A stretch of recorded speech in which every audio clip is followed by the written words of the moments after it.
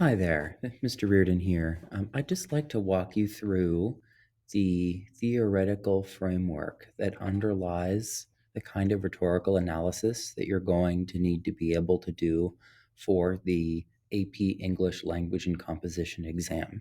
Now, this framework is something that using ideas and resources from other teachers over many years, have built myself. And so it's not necessarily exactly the same approach that other people use when doing rhetorical analysis, but I know this system works. And so I just keep that in mind. Like, not everyone's going to know what X, Y, and Z mean unless they've had me as a teacher. But all of these other underlying ideas are exactly what you need to know for the AP exam. So, on the AP exam, you have to write an essay in which you analyze how a writer's rhetorical choices, the decisions they make, the things they include in the text that they have written, help them to achieve some kind of rhetorical purpose, whatever their objective is in that text as a writer, given the rhetorical situation. And so here's a way you can think about the kind of analysis you're going to do. First, you need to figure out purpose. Then you need to be able to recognize rhetorical choices. And there are a lot of different kinds of rhetorical choices out there.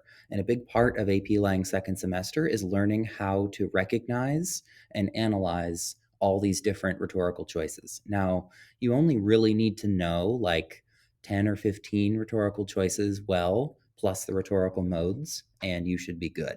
So you can see here on my model, X refers to specific rhetorical choices, rhetorical strategies, things you can point to in the text and say, look there, there is repetition, there is parallel structure, there is anaphora, there is, deliberately atypical syntax. There is a metaphor, there's a simile, right? The author's using allusions, the author's using hyperbole, the author's using some specific kind of words, like a bunch of words associated with justice or something. Um, Writers can also use certain structures in their writing, like the rhetorical modes, narration, description, problem solution structure, that kind of thing, in order to make arguments. So these are all X pieces. You don't have to know all of these yet. You're going to learn them as part of doing the work for this course. But that is the basic idea. X refers to specific rhetorical choices. The author will use a specific rhetorical choice in order to achieve a local effect on the audience. They will, the local effect of the audience is going to be an appeal to one of the three rhetorical appeals. So it's going to be ethos, the author's building their credibility. It's going to be pathos, the author is building or is trying to make the audience feel a certain way. Or it's going to be logos. The author is trying to make some kind of logical argument.